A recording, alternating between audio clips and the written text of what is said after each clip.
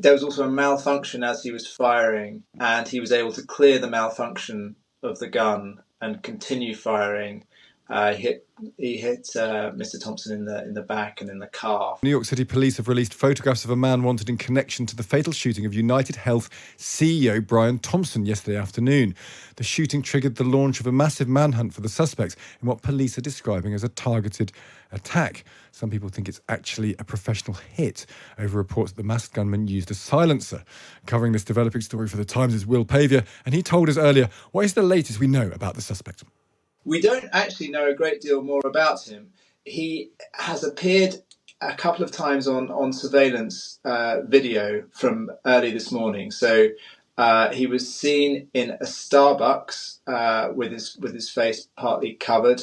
He was seen walking down a street, talking on the phone, and then at around 6:40, he appears to have shown up outside the Hilton Hotel in Midtown Manhattan, about 5 minutes before the healthcare executive Brian Thompson arrived to set up for a meeting. So he arrived at about 6:44, and he was arriving at the hotel from an entrance on the north side of the hotel on a cross street on 54th Street.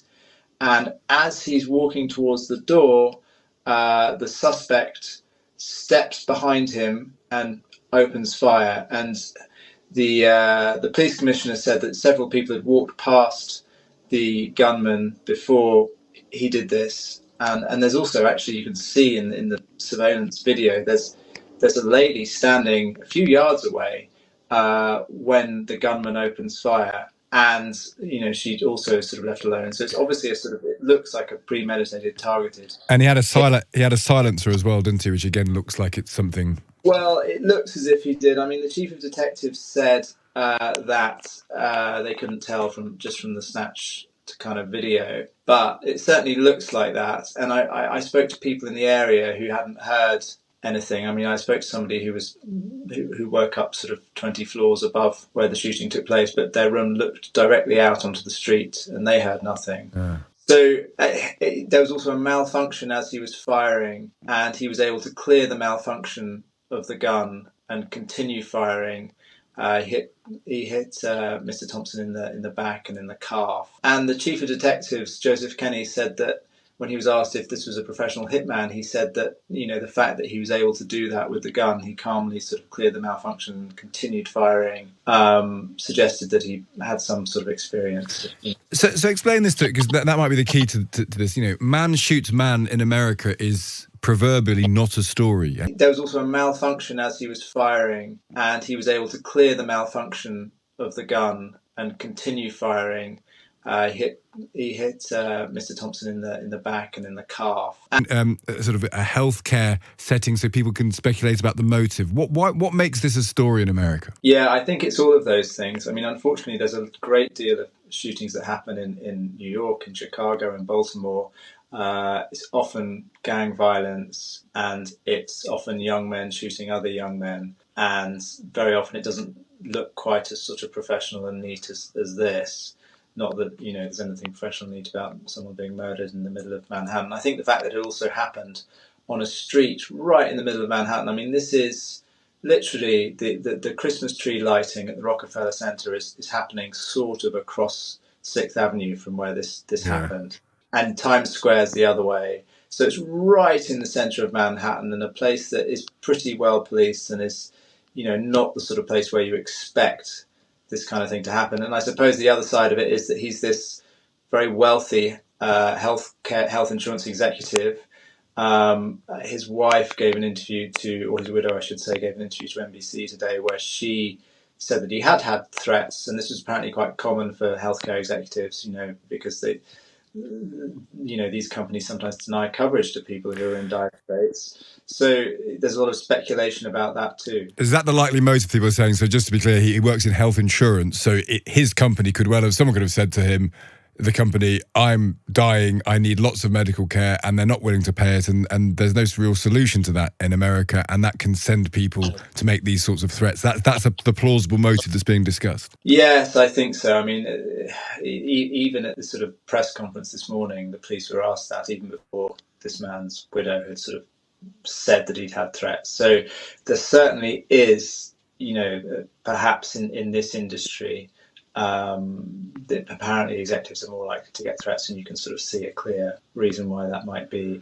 He didn't have security, so he was staying at another hotel, and he appears to have walked alone to set up for this conference. There was going to be an investors conference that morning at the hotel at 8 o'clock. Yeah. So, it doesn't appear like he acted like he was, terribly in danger. The police have said that they were going to talk to the police in Minnesota, where he's from, to sort of try and tie down whether there were any serious threats on his life. But and we'll see if this guy gets the suspect who there's a manhunt for gets caught. Well, it's an interesting story for lots of reasons. I understand them a little bit more now. Thanks so much for joining us. Thanks a lot. That was Will Pavia reporting from New York. This question of why it is a story now, and I think it's very indicative of what America's like. That he works in health insurance. There's an obvious motive then for someone to attack him.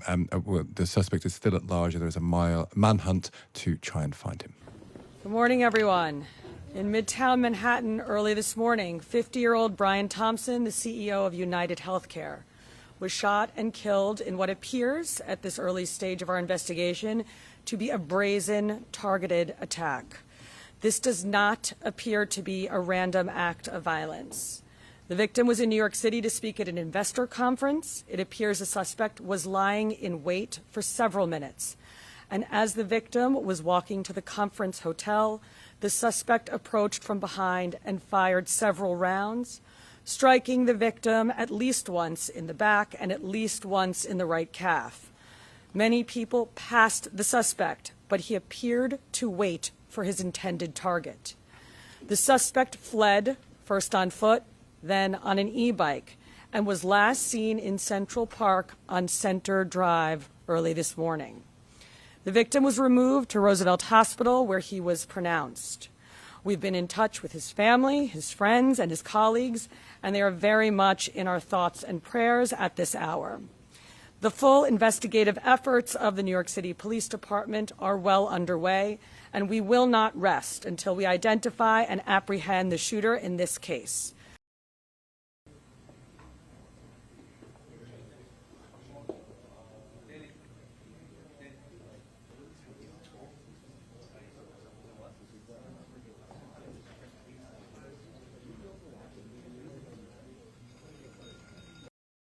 We have increased the reward in this case to $10,000.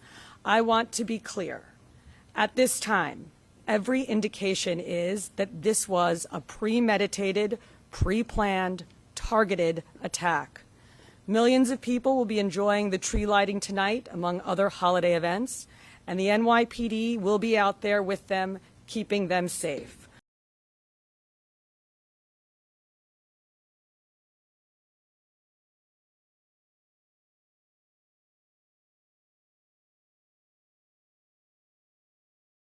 The shooter appears to be a light-skinned male.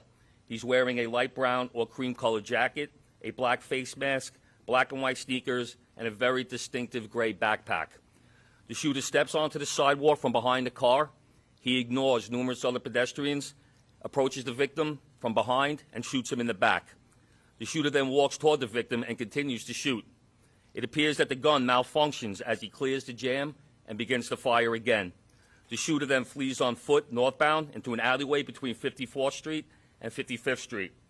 Once at West 55th Street, the shooter continues to walk westbound on Avenue of the Americas, where he gets onto an electric e-city bike and rides northbound on the Avenue of Americas towards Central Park, where at 6:48 a.m. we have the shooter riding this bike into Central Park at Center Drive. At the scene, we recover 3 live 9mm rounds and 3 discharged 9mm shell casings. The motive for this murder currently is unknown, but based on the evidence we have so far, it does appear that the victim was specifically targeted, but at this point we do not know why. This does not appear to be a random act of violence. Good morning, Dean. Just really quick, this incident will not affect the tree lighting. The tree lighting is slated to start at 7 p.m. The show, the actual lighting of the tree, will be close at 10 o'clock, actually 9:55 p.m. We will have a massive police presence out there around Rockefeller Center from 52nd Street all the way down to 47th Street.